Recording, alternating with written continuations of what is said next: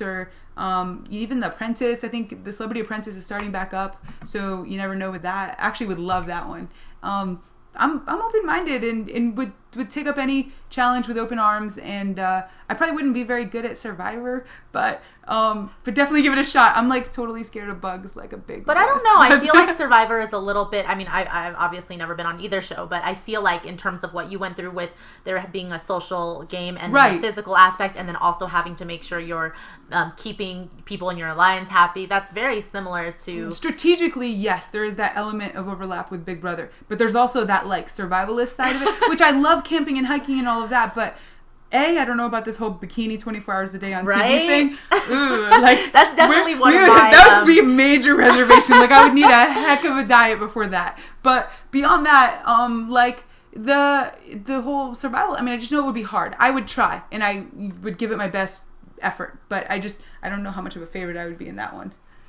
So when a few people were asking like that, they were actually saying how awesome it was that you came out on Big Brother and stuff. I mean, when you found out you were going to be on the show and you knew that this was something you were prepared to share with the world, how did that really go down? Like, did you feel like, were you prepared at the time, or were you just like, okay, well, this is a good moment to do it? Or, you mean about... Yeah, about coming out and totally. about just... Yeah, so that was a big deal. I mean, I know it was like a little bit of a surprise moment for 99% of my poker fans. I mean, I know that I hadn't come out for yet. Like I did a month before the show started. I did tweet about it once, but I know I'm very well aware that 90% of the poker fans out there didn't know. And I just wasn't ready yet, you know, and finally the timing was right where I knew that I met someone in Mel that was going to be my life partner, and I was just so tired of living inauthentically, and I just have done a lot of emotional maturing over the last few years, especially, you know, with Chad passing away and realizing what's important in life. And from a bigger picture perspective, I'm very aware that authenticity and owning who you are is the only real way to have connections with other people. And you can't take material things with you at the end of this life. All you have is what you have experienced with others. And if you're not being real about who you are, you're putting a wall between yourself and others. And realizing that over the last few years and owning who I am and coming to terms with it has been a journey. And finally I was at the point where I was like, okay, I'm ready to be honest with the world about my sexuality. And it was scary. I was scared, but I just kind of went with it, jumped into the deep end of the pool, arms outstretched, eyes clenched, and went for it. And it was very well received. I'm very fortunate. You know, everyone was so awesome about it. I don't even know what I was so scared of. But now looking back, it just seems so like petty concerns, but it was a good decision and a long time coming. Somebody else asked, who are some of your favorite DJs? Awesome. All right, let's see. Drop some music knowledge on. Yeah, I mean, well, you know, there's the mainstream wise. I mean, I love Nervo actually. Two females, they're sisters, and they're great. They're kind of like Mel and I's role model. We've seen a lot of DJs here in Vegas, and they were the best by far to see in person. A lot of respect for those two girls. Beyond that, Robin Schulz is one of my favorites. If you watched me on Big Brother, you saw when I won my HOH and I got to pick which album to get. He was one of the ones I picked, and I just love his music, like the deep house feel, waves drifting away type vibe stuff, and it's really, really like more chill type stuff. I like that kind of music a lot, like 120 BPM, more like lounge atmosphere type music rather than maybe like nightclub type stuff, which I like too, but you know, for like my own personal preference is more like a lounge atmosphere type music.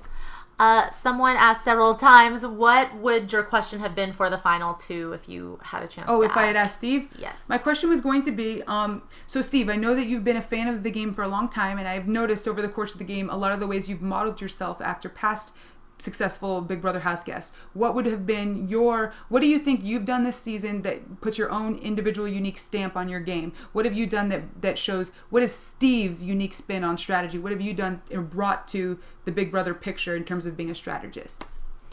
So that was going to be the question. Some people wanted to know what was because you didn't really get a chance to kind of expand on the show itself, but what were the main reasons why you chose to vote for Liz to win? For sure, yeah, I'm getting this one a lot. And it's, okay, so a lot of people thought that it was like a bitter thing, which doesn't make sense to me. If you saw how I was acting on the show, I hope I didn't seem bitter. I wasn't bitter. Like, being a poker player, I'm used to the beats, and I really was actually happy for Steve on a personal level. He won and he deserved to win. He outplayed me in the end. He didn't take me.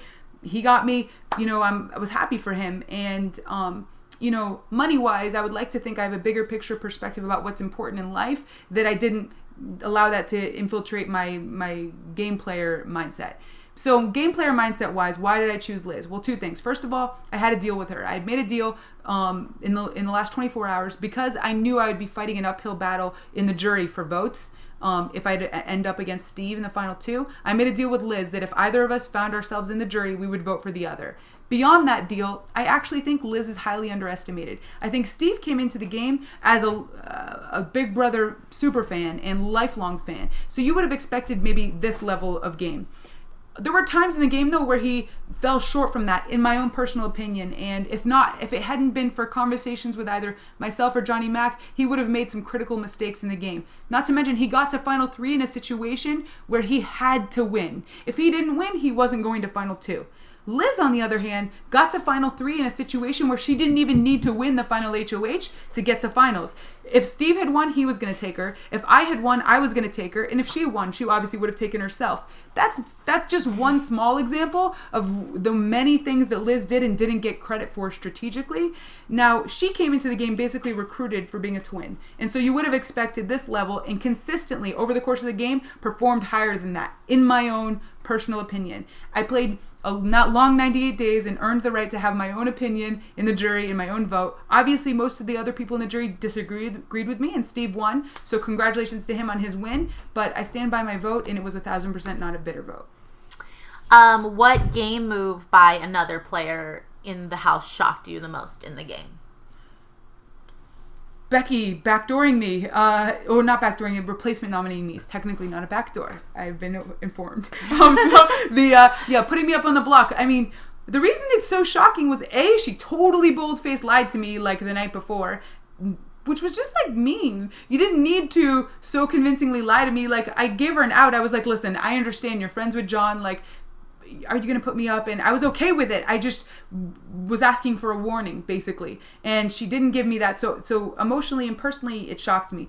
But strategically, it shocked me because how could she feel confident in being able to secure the votes knowing that I'm going up against Shelly, who is clearly targeting James, and James and Meg are two important voters in the house who it wouldn't be hard for me to swing their vote, because why would they want to keep Shelly, who's gunning for them, when they could keep me, who's going to gun for Becky after this? So strategically, I think it was a mistake. And that's also what surprised me, because I know Becky's a really smart girl, and I wouldn't have thought she would have made the strategic blunder. Well, that actually brings up a question that I just had hearing you say something like she just bold-faced lied to you the night before. Do you feel like you try to take any of the things you've learned about reading people physically? So I know you said the neck, pulse, tell, but like just when you ask people questions, what were you kind of looking for when they were answering you? And, the whole like look to the left, look to the right thing that people know about a lot about when someone's lying? Or was it just, do you feel like you already have that instinct and you've honed that so much from playing poker? And did you use that when you were asking people questions and trying to find out their real intention? So I definitely used physical tells throughout the game and reading people and my instincts about people. And I would say 90% of the time I was right. There was definitely a good chunk of the 1 in 10 times where I was really wrong. And I will say kudos to casting. They got some really good liars. Like some of these people, scary how good at lying they are. Like, whoa. And I just couldn't get a good physical read on them. But yeah, I would look for the same things I look for at the poker table, like, things that signify release of adrenaline that normally accompanies lying, like a pulse in the neck, flushing of the skin, sweating, dry mouth, not willing to make eye contact, then things that indicate genuineness, like open hand over your heart, like eye contact, like eyebrows up in together is more of a sympathetic type. There's a lot of like micro expressions. A lot of the physical elements of reading people came in handy over the course of the summer. Now, I wasn't always right, that's for sure. But most of the time, my instincts were on and guided me throughout the summer. So then do you feel like, conversely, then you had an advantage in that because you already knew coming in how you wanted to express genuine over, being fake? Like, did you always in the back of your mind make sure that you were kind of employing the tells that you wanted them to versus the reverse tells like in poker and that's all that? Was that your question? That Yeah. was a good question. I like came that up with question. that on the That's spot. actually a good question. It's I wish I could take credit for having done that, but no. The reason was I think because I knew I wasn't playing against poker players. I wasn't expecting people to be looking for physical tells, so I was more able to I relied more on logical argumentation, like my lawyer skills, to be persuasive. That was the way that I navigated the game, was words and logical arguments and persuasion, much like they teach you in law school, like having evidence, laying out a case, and convincing people that your case is the one for them to believe in and act upon. And that was really the way that I played the game. Obviously, there were elements of my game that being a poker player was very helpful. But as far as trying to influence people, that was more of like a law school type thing that came in handy. People were saying, we want Vanessa and Mel to go on The Amazing Race. Me too. What do you kind of think your strengths would be in a situation like that versus her strengths? And how would you guys work as a team though? You know what would be interesting? I think it would be a lot like you and Tiffany. She'd be Tiffany, I'd be you. Really? And so yeah, okay. it's Mel's like a really strong physical competitor. She's really, really tough girl and very athletic and would be great in those kind of comps. She's also really good at actual like puzzles, like piece puzzles that you put together. I'm actually, as much as I love logical games and things like this, these kind of puzzles I love. Like puzzles like picture puzzles are more spatial reasoning. I'm actually not so strong in that. And so she can drive stick shift and she's great with directions. So she definitely would be that one. I'm more the strategist. And so I would, be the one to choose whether we use the U-turn or whether we, do option A or B in terms of competitions. So I think that we would actually make a good team. I think we'd make funny TV. Like I really do. We would be a little bit like goofy sometimes, I'm sure. And it would be, you guys would definitely get a kick out of it. Who do you think would be better under pressure between the two of you guys though? Like who would be the calming force in that? Because I know for sure, like I'll be the first to admit Tiffany was the calming force between the two of us on Amazing Race. I definitely like spazzed a few times and like really let it get to me. But between you and Mel, who do you think? It's funny. I want to say me just because I have more experience in like high pressure scenarios. And like we had this one time where we had a really bad experience hiking where we like kind of like ran out of water in the middle of the mountains and it was very scary. And I was the one that kept everyone calm in that. So that's like the one example I have for in a high stress situation. I think I would be the one to keep us calm, but I will say this. When I do get stressed and anxious, she is the one person who best knows how to calm me down. And so we both ground each other and it would probably be a bit of interplay back and forth. Some people wanted to know, who is your favorite pro poker player?